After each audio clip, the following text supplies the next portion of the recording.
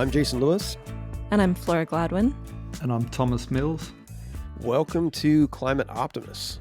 As a couple concerned citizens, we're on a journey to explore climate solutions and ways each of us can make a difference. And as a nonprofit focused on educating and empowering people to get involved in climate action, we rely on the financial support of our listeners. So if you're a regular listener and you value what you get from us, consider a donation that aligns with that value. Yeah, it's easy. All you have to do is head over to our website, climateoptimist.co, click the donate button. Even $5 a month goes a long way in helping us deliver on our mission. And as always, if you're short on money but want to help out, have your friends subscribe and make sure you rate us on your streaming platform. So if you're looking for an extra podcast to download for your upcoming road trip, we have a recommendation for you. When the People Decide is a podcast about how everyday people are shaping democracy and how you can too.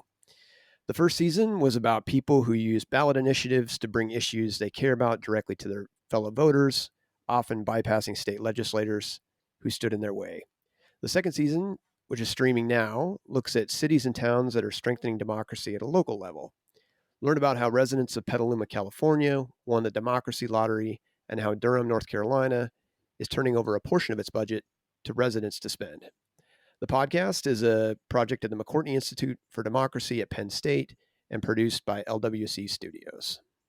Yeah, definitely worth a listen. So if it wasn't already apparent, the climate impacts of this summer have demonstrated the importance of rapidly slashing emissions and investing in helping people adapt to a warming world. And while most of the focus is rightfully on reducing emissions, well-executed adaptation is going to be critical for communities that are most vulnerable to climate impacts. In other words, we're going to need both emission reductions and thoughtful responses. So for this episode, we thought it would be worthwhile to revisit adaptation, why it's important, and what's needed for us to do it well.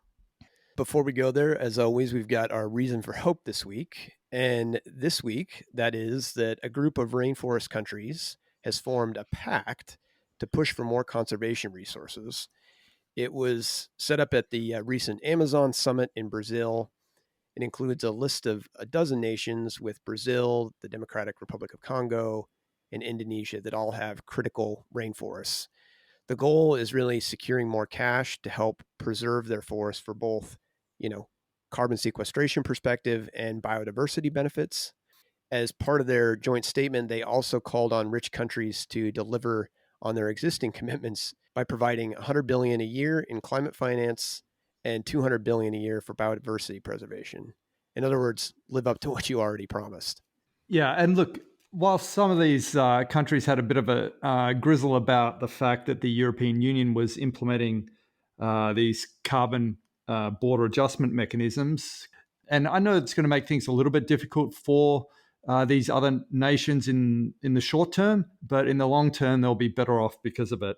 And right now, this initial one is only going to cover the likes of cement, iron, steel, aluminium, fertilizer, electricity, and hydrogen, but that will be expanded in time. And I'm guessing that's what their concerns are around with regard to beef and other products that come out of those areas. Yeah, I kind of feel the same way. Like we need kind of both a carrot and a stick. And as the wealthy nations of the world, we certainly need to step up and help them protect their forests. But yeah, you got to have a stick there too. And I think if the U.S. can implement, the Forest Act that we've talked about, we can get, just set more of a precedent that, nations aren't going to import goods from countries where deforestation is an issue. For sure. I think today we link really well, honestly, to our reason for hope with this focus on climate finance.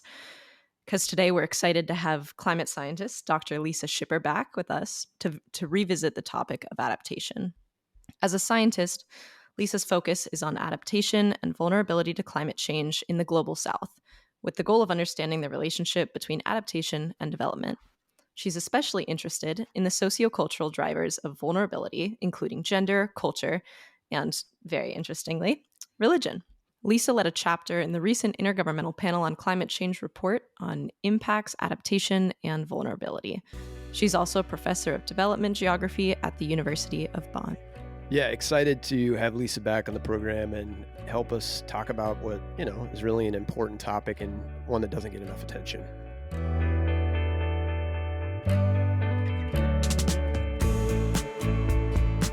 Lisa, welcome to Climate Optimists. Thank you so much. So, kick things off. Let's start with our question we do all our guests. When it comes to efforts to address climate change, what makes you hopeful? Well, to answer this question this week is a bit tough, I would say. I mean, I think that we've had, we've just finished July, which has been the hottest month on record. And in the sort of within almost 48 hours after July ended, the UK Prime Minister has decided that they're going to open lots of new oil and gas licenses, and they're going to just sort of increase the amount of fossil fuels that are available in the system. And so it's really difficult to say, that, or to stay optimistic in terms of, things are really, really happening. We also have evidence from attribution scientists that some of these heat waves that we've been seeing have been and would never have been as bad if it hadn't been for climate change. And so, then on the other hand, to see governments, influential, important governments around the world reacting as if that news doesn't matter at all. And, that's really distressing. But at the same time, I think what really makes me kind of hopeful is how many people are aware of climate change. And even those people who currently are denying and who keep saying, oh, it's just summer and so on, at least they know, they've heard, they must have it in their minds. And I'm convinced that, they just want to kind of walk their party line and they just want to say what others in their community are saying because they don't want to seem like woke lefties. But I think that actually a lot of people are recognizing, even in those communities, that wow, things are not great. And there must be something to this that the scientists are talking about, but they just don't want to vocalize it yet. And so that makes me hopeful. I mean, that after having worked on climate change for the last, long time now, 25 years, more than 25 years, I think it's really now we can say, you can talk about climate change and everybody knows what I'm referring to. So that is what makes me hopeful, because the more different kinds of people are aware, that the higher the chance of actually putting the pressure on governments to act, and governments and to regulate companies who are responsible for a lot of these problems as well. And I appreciate you acknowledging sort of that struggle, right? Of there are these events unfolding, and yet we do have, places and actions that governments are taking are positive. There still seems to be sometimes this complete disconnect between, the reality and the urgency of the situation and what they're doing. And well, for those who might not be familiar with climate adaptation, maybe you've heard of the term, but don't know what it means. Can you talk a little bit about, what is adaptation and why it's so important? So climate change adaptation is basically the process of adjusting to these impacts of climate change. We talk about them both as the impacts that we experience, but also the impacts that we expect in the future, so that we can plan things like making sure we have early warning systems when there are storms coming, to rethinking the way that we construct housing, and especially things like hospitals or schools, to either make sure that they're, storm-proof, or that they are better set up, so that when it gets really hot, so that we can actually have, they're cool places, so that children can continue to go to school and not stay home, like schools in India that have recently been closing in the last 2 years because it's been too hot and the children can't be there any longer. But it's also things like, ensuring that there's better training or education, so that people who, for example, are in very climate exposed livelihoods like farmers can actually say, okay, this doesn't work for me, but here I have access to some kind of other training that will allow me to give me some other skills so I can have another job. So all of these types of things, when we talk about adaptation, we don't always know, when I say it, you don't know what I mean. And when you say it, I don't always know what you have in mind. And so part of the lack of progress globally has been, and I think also locally, is this sort of relative confusion about, is it something that we just kind of add on or improve on something that we're currently doing? Or is adaptation about completely transforming the way that we do things. In fact, even kind of upending entire institutions or organizations or, political setups. And right now, there's a lot of discussion about this concept of transformation or transformational adaptation, which is essentially when we think we have to change everything. We can't follow this development path any longer.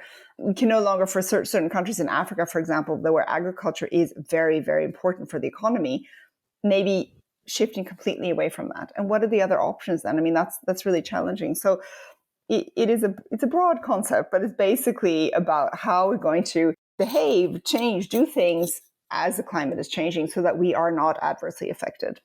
Right. And that can take the form of, sounds like, things big and small, and knowledge to physical infrastructure. So very, very big umbrella. Well, and you've alluded to this already, are there certain sort of regions or types of areas where the need for adaptation is more urgent, right? I mean, you were mentioning the idea of places in Africa no longer, being able to rely on agriculture, like, whether because of changing, I'm guessing, rain patterns or heat or what have you. I think that we could say that there are certain livelihoods. I mean, there's certain jobs that simply are more exposed, and in certain countries, or regions, they're more likely to be exposed. So obviously, farming has always been risky for everybody, and farming continues to be risky and will always be. But this is where farmers know that this year I can't plant maize. I haven't. Last year wasn't enough rain. It's a very thirsty crop. Maybe I'm not going to plant that again. I don't know what it's going to be like. I'll plant something that isn't as thirsty.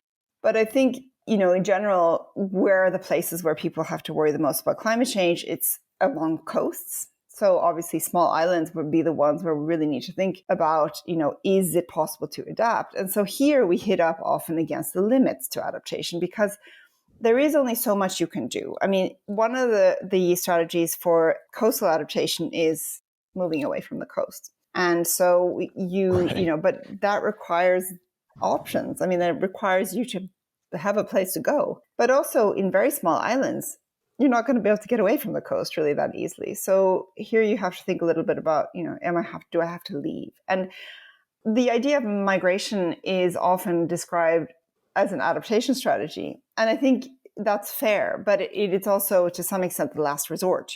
The knowledge that we have on adaptation and these limits to adaptation is really important as well, because what we now know about adaptation is that it's very, very strongly linked also to global warming levels. Because after, for example, 1.5 degrees, a lot of adaptation strategies are no longer as effective. And in some cases, they're not at all. They don't work any longer. So the example that we, in the IPCC, that we give is small islands. After 1.5, there won't be any fresh water available to drink any longer. And people need fresh water, obviously. So that is a hard limit where there's no option. Also in mountain areas that rely on snow melt or glacial melt, when there's no longer any snow and the glaciers are gone, that's another limit. They can't get water any longer. So it's, so I'd say still the poorer countries are still the ones where we need to think the most about adaptation, because that's where the impacts are the worst. But at the same time, that's also where I think we're hitting up against these limits to how effective adaptation can be.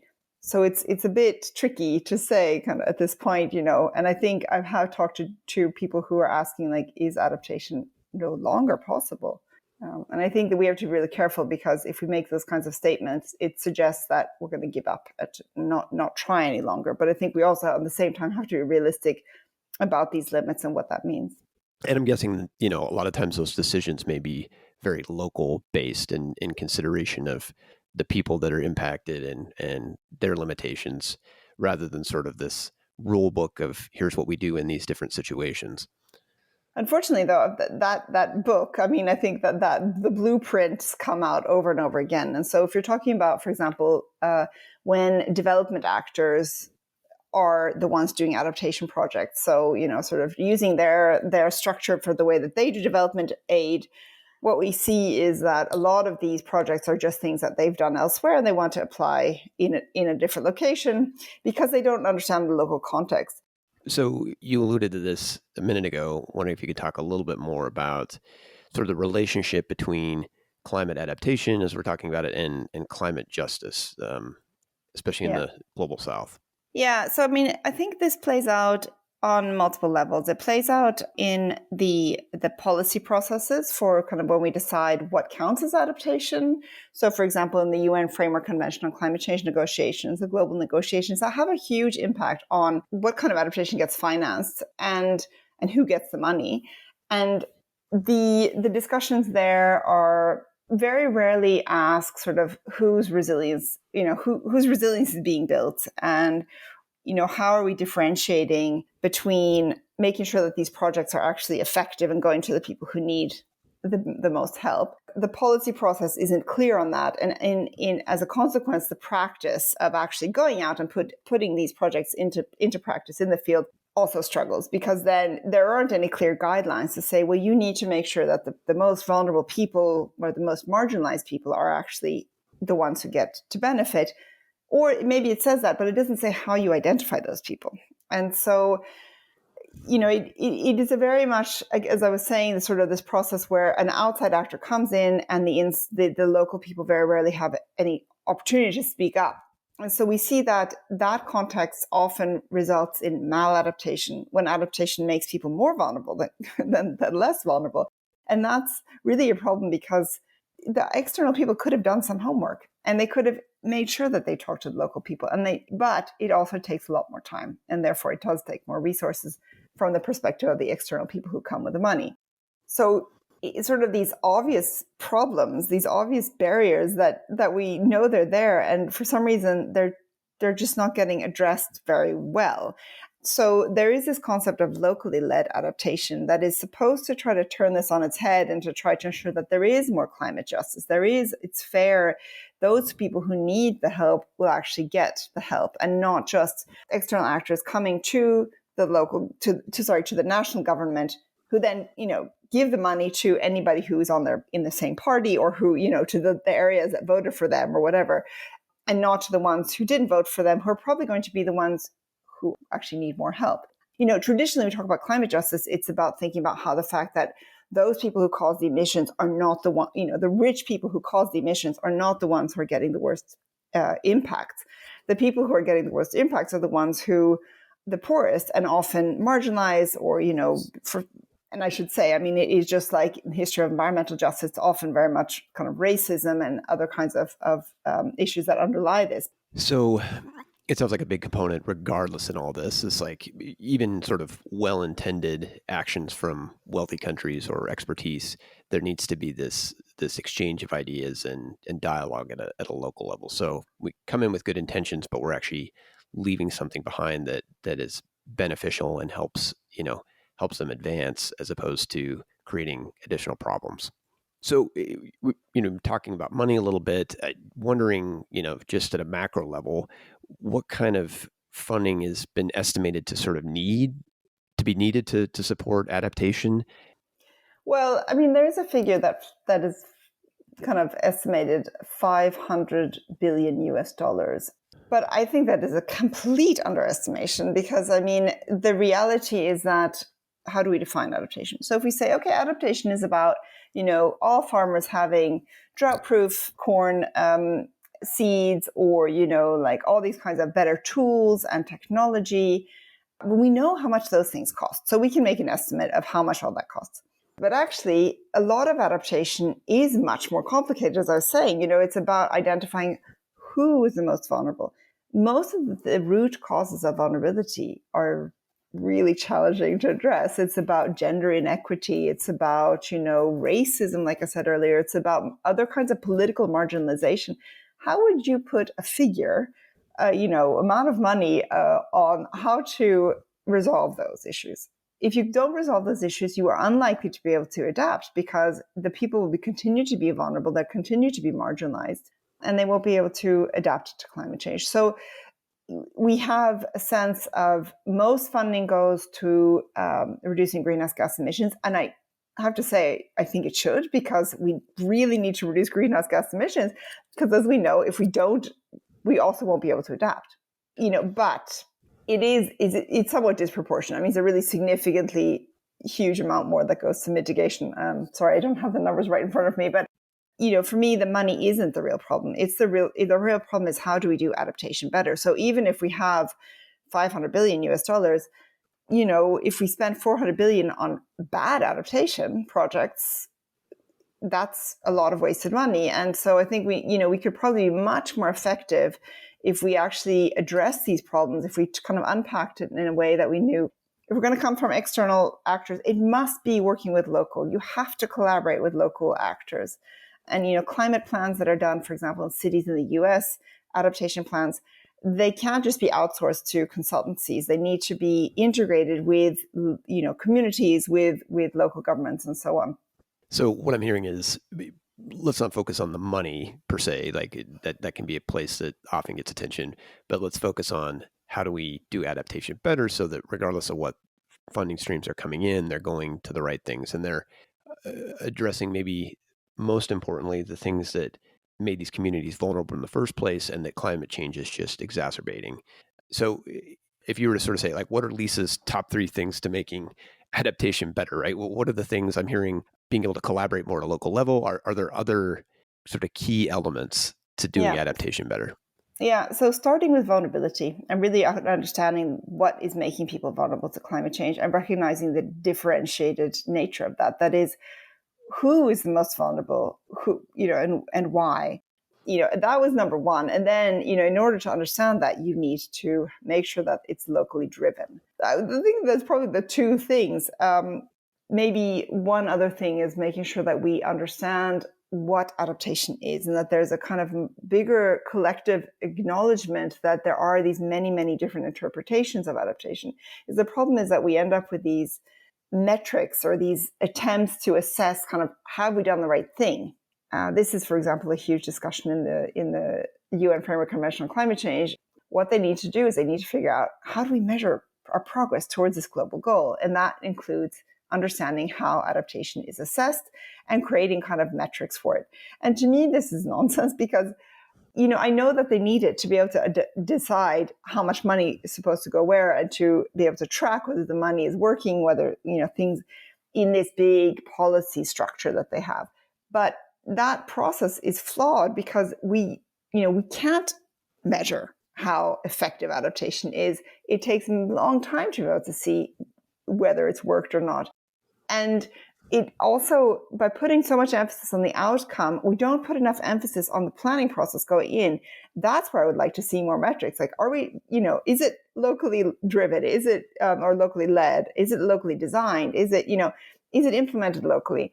Can we ensure that we look from, the input side is vulnerability the starting point for this adaptation strategy? I mean, that makes sense because I guess inevitably what you measure drives where you focus. And if you're not measuring some of the things that are essential to a good adaptation project, then, people are going to not pay attention to those things. So, well, are there, as we kind of think about the state of adaptation, are there, countries or organizations that are kind of leading when it comes to implementing adaptation? I guess good examples, if you will.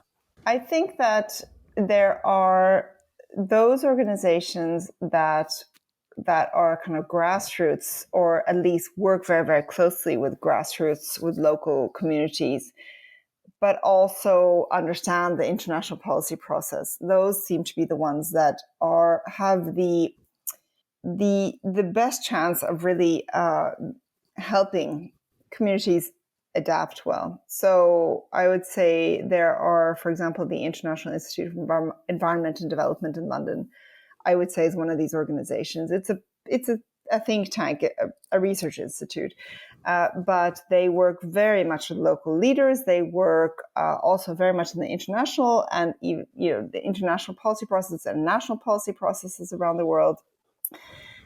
They also work to help build capacity of negotiators in the UN process. So those negotiators from the least developed countries can go into the negotiations and understand all these big concepts and all these processes and be able to stand up for themselves and say, hey, we need the funding because of X, Y, Z. And so to me, that's really an ideal organization. I'm making advertisement for them. I do know a lot of people there, so I have never worked there myself, but I do think that if there's one organization that stands out to me in terms of work on adaptation, I think that's a model that other organizations should follow as well. It's not easy. They've been doing this for decades, so they have really established networks and contacts. And one other point I think maybe that's coming to mind as we're talking about all of this that needs to be kept, I think, in the greater context is what you mentioned in terms of mitigation, which is we want to get better at how we do adaptation so we have better outcomes. But we also need to bear in mind that adaptation, even if it's done well, has in some cases limitations. And so we need to address our greenhouse gas emission problem and, more broadly, our consumption problem and growth problem if we're going to be successful. Absolutely. I mean, this is, so it comes back to this, and I would argue that isn't, and I'm not sure if I said that last time, but I think that one of the for me, the kind of big aha, having worked on adaptation for so long, we very, very rarely spoke about it in the context of any kind of global warming levels. Like how would we do that? Like how would you understand? So we did talk about limits to adaptation. Often it was like, money is a limit and education is a limit. And it was really when the IPCC was asked to do the special report looking at 1.5 degrees, that adaptation scientists rapidly had to come up with some research to figure out what do we know about adaptation under certain global warming levels. And I would say that knowledge is still kind of in its kind of early days, but it's really clear that now that the limits to how much we can adapt as we hit 1.5 even now, but 1.5 and then kind of beyond that, we're really looking at kind of that loss of effectiveness. I should say 1.5 degrees refers to the global average. It's very frightening to think about that. I would say there's some people who are perpetuating the myth that adaptation is endless, that we can actually continue to adapt. So, you see these skeptics and they say, we'll adapt to that. And there was recently an article that I saw people were making fun of. And I think a good measure that we can adapt to heat. Well, yeah, over a long period of time, maybe. I mean, obviously, some people live in really hot climates and other people have a really hard time when they visit those climates, like people from Sweden going to Thailand, for example. But we're not going to be able to adapt to, or over, what is it? I can't remember exactly what the limit is, but something like 48 degrees or something Celsius, where we just can't. How many hours can you be in that heat? So I think that, there's a myth that we can continue to adapt. It's really important to repeat that. So therefore, the greenhouse gas emission reduction is critical. Right. Well, and I think it does feel like as we're talking about all this, as I'm taking it in, it's like there's sort of this important balancing act of not losing sight of the urgency of action, still being thoughtful about the types of actions that we're taking, that it isn't, lost hope, recognizing that there are limitations to all of this and that we need to act in order to avoid these scenarios where it doesn't matter, that we don't have the ways to adapt, right? I guess so sort of all leads to how can we as individuals who are concerned about climate change and want to see us continue to move in the right direction, how can we help? And maybe that's a really difficult question, but interested in your perspective. Well, I mean, I think as individuals, we're consumers. And so if we know, for example, that, it's summertime and we all want to have strawberries and suddenly it's not possible to have strawberries any longer because it hasn't rained enough and we can't irrigate, and so on, then we can't ask for strawberries. And, as an individual, that's something that you can do is say, okay, well, I'm not going to go to the supermarket and demand and buy all these things that I know are coming from far away. I mean, in California, it's not so bad. You can get things. I mean, if we are eating avocados here in Germany, that's, they're not local. And so, right. Those are the kinds of things that we can do. And that's more from a kind of a consumer perspective. The other thing, I guess, is also changing our attitudes about, what do we need in our lives? I mean, do we, if we're going to build, I mean, for a long time in California, there was, if you got rid of your lawn, you could get some kind of benefit. And, I can't remember how much it was. Those kinds of incentives, I think, they also help to change attitudes. Like, oh, it doesn't need, my perfect house doesn't have to have a green lawn in front of it, for example. Right. So, I mean, I do think that actually those kinds of things can, attitude is a huge, huge one, I think, in terms of like recognizing that our behavior has to change. And therefore, it has to start from inside. How should land be developed? How should I vote so that we can ensure that we're really thinking about all of these issues and that we're not excluding groups who are more exposed, more likely to be exposed, and more likely to be to need adapting. So I think that's the kind of thing I would say an individual can do. And I don't want to put too much burden on the individual, because at the end of the day, reducing greenhouse gas emissions is kind of the most effective adaptation. And then government really has to help with figuring out how to plan things. But we are also in many countries around the world, we're voters, and so that's where we can have our influence. So there's maybe both a personal component in that we can be an example for those around us, and we all probably in our own local environment recognize things that are maybe less sustainable. And then, the voting piece, obviously essential too, that we're all sort of active members of our democracy and making sure that, we're holding power to account, if you will.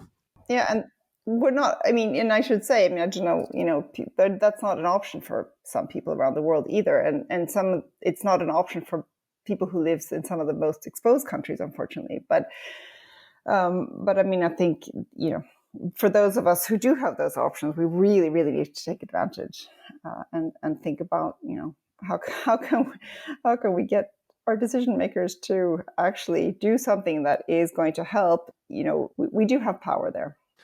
Well, Lisa, thanks for coming on and joining us again to talk more about adaptation. Always, new learnings and things that I didn't know, that and appreciate you being able to convey, the complexity of it, but at the same time, the value it has and the fact, therefore, we shouldn't be giving up on it. So, yeah, thanks for coming on, and of course, appreciate all the work you're doing in the space. Thank you so much. Thanks for inviting me again.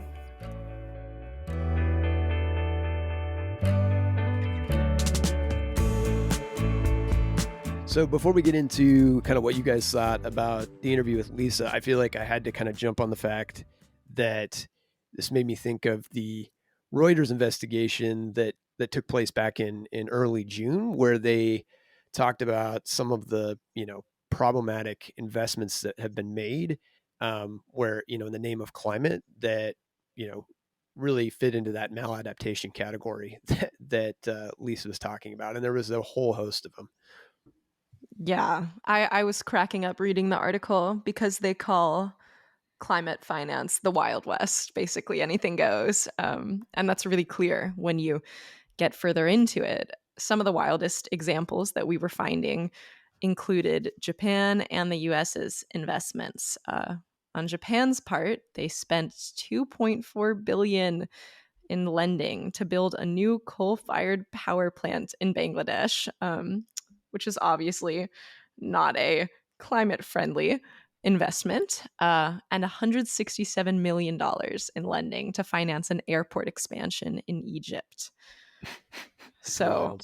Yeah, I know. Honestly, shocking stuff. I kind of couldn't believe it as I was reading. And the coal plant, there's some stats in the article speaking more specifically to its actual emissions. And they had calculated that there will be about 6.8 million tons of CO2 that are emitted by this coal plant every year, which is more than the entire city of San Francisco produced in 2019. Yeah, it's ridiculous. I think, as Lisa rightfully points out, we've got to be careful with how we talk about these examples. Like, we need to shine a light on them, because obviously we need to, amend how we're investing this money. But at the same time, we don't want to imply that all adaptation is bad, because clearly there are countries, that really need it. To me, adaptation is really, really about, framing it. To me, adaptation is really, in essence, rich countries stepping up to help, fix what they've broken. You've got the US, the EU, and China together, 60% of historical greenhouse gas emissions. And then on the flip side, you've got countries in Africa that that haven't even had a climate impact, and nations in the global South are really paying the price. There was an article, and we'll link this in the Guardian, that was talking about how there are 11 African nations that have done the least to contribute to climate change are now facing, adaptation costs that are greater than what they're spending on healthcare. So it just illustrates the magnitude of the problem. So yes, we don't want maladaptation. And as Lisa talked about, there's some important process improvements in there that need to take place. But yes, we still need to do adaptation, given we have these vulnerable countries that are really just facing climate impacts that we've caused. Yeah, I think that's a really good point, Jason. And I thought that Lisa kind of had these two arguments that I kept going back to as I was listening to this. The first being this key point around not just replacing, but rethinking, which I'm sure we can talk about more. And also this idea, I think she said, I think the specific words were doing your homework and talking to local people, which I loved. I thought that was a really good way to put it. And yeah, I found a couple examples of successful climate adaptation projects just because I feel like there are so many examples of maladaptation historically. And I think they're, great to be conscious of. But, Yeah, we got to highlight the good definitely, stuff too. yeah, climate optimists, right? Yeah. The two that I found that I thought were really interesting. The first was in Latin America, where indigenous groups can receive funding through the Pawanka Fund to promote sustainable living and land management by prioritizing indigenous knowledge and traditional modes of agriculture.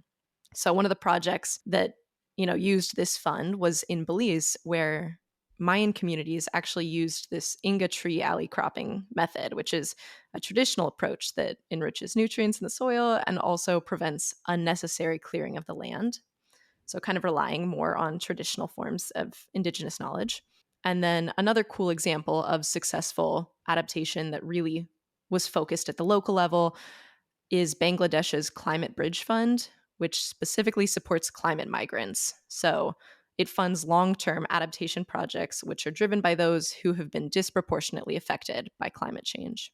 I thought both of those were just really great examples that it can be done well, but you need transparency and you need local input. Yeah, totally agree. What about you, Thomas? Well, I mean, along those lines, I'm all for local input too, but I think we've still got to make sure that there's good oversight of these projects so that we limit the risk of any Mhm. corruption or what have you that might cause the reputation of these adaptation projects to get tarnished in the future. Oh, actually, okay, so they're already tarnished, but getting worse than it currently is.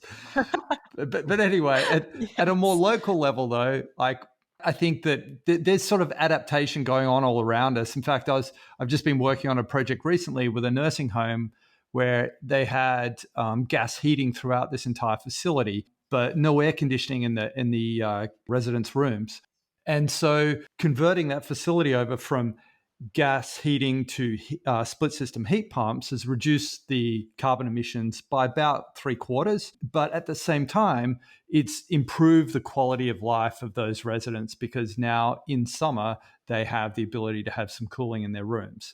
So where you get that synergy between climate resilience and improved quality of life, I think is like such a great union. And keeping our eye out for projects where we can get that is something that's always on my radar. I think another one that I see too at a more global level is how these cities in Northern Europe, like Paris and Amsterdam, are going, right, well, let's go and remove the parking in the city and let's turn those areas into like green zones or put them back to bike lanes and things like that, where you get an adaptation of the city in that now the place is cooler because you've got the evaporative cooling from the trees, but at the same time, the emissions associated with people traveling back and forth to work is significantly less because we've made it so much easier for them to use a means of transport that is way more efficient than driving a vehicle. So again, another one where you get those common synergies. You improve people's quality of life and you make the city more resilient at the same time. So I think that's a good call out, Thomas. The reality is we need to be, helping vulnerable countries out and vulnerable folks in our own communities as well. So definitely places to plug in and do adaptation, anywhere you are. I think the other piece that stood out to me was sort of this idea, this myth about humans' ability to just continuously adapt. And I think it's worth Mm. calling out because I know there's been dialogue, in sort of the climate denier or, dismissive space where, people talk about how, well, hey, climate change is going to happen, but it's not going to be that bad and we can just adjust. And that's simply not the case. I mean, we have the ability to adjust if we cut our emissions, keep things under, 1.5 degrees Celsius. But if things continue, status quo, there's no amount of adaptation that's going to, to take care of us. Yeah, and I think it's important too. Like we always hear them talk about this whole, 1.1 or 1.5 degree mean average temperature shift and things like that. When you look at the impact on agriculture, which really affects some of these developing nations, it's not so much that mean shift; it's the fact that the standard distribution gets widened significantly. So all of a sudden your fruit crop ends up getting hit by a frost late in the season when everything had already blossomed, and next thing is you've lost all your fruit for the entire year. There are things like that are going to cause problems. So we've got to make sure that we keep pushing for the actual CO2 emission reduction and don't just think that we can keep adapting forever. Yeah, agree, Thomas. I think, when we're talking about the numbers, it's easy to get sort of fixed on this idea of like, whatever the target, 1.5 degrees Celsius, or staying under 2 degrees Celsius, and thinking about that in absolute terms when really what's important are the extremes, So naturally, as we're talking about adaptation and the need to see it done well and see more of it, it leads to sort of the question of what can we do? So admittedly, while helping adaptation around the world can be more challenging, we want to focus on mitigation this week instead, given that mitigation is one of the best forms of adaptation. And so want everybody to call your representatives and lean on them to do more to mitigate climate change. There are perfect catalysts for a conversation or an email or a message everywhere right now. You've got the fires in Hawaii. You've got the, heat that was in Phoenix where, they had over 30 days over 110 degrees. There's plenty of ways to tee up and emphasize the need for more robust climate action. We'll have talking points on our website, but, let's all get out there and do our part.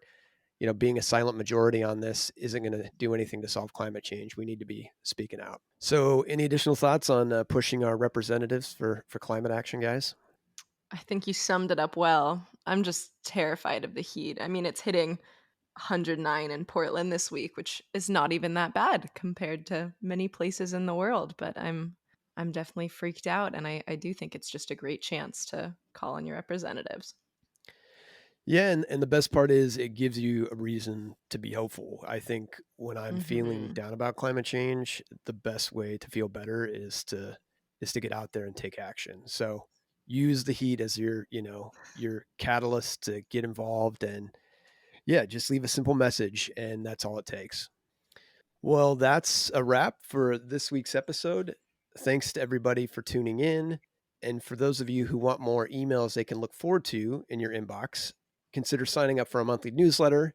We keep it short on fluff and heavy on substance. Whether you're looking for some cool climate talking points for that next barbecue or meaningful ways to fight climate change, it's a great source. Climate Optimists is made possible by Climate Stewards Collective. You can find us on the web at climateoptimist.co. And don't forget to follow us on social at Climate Optimist Podcast.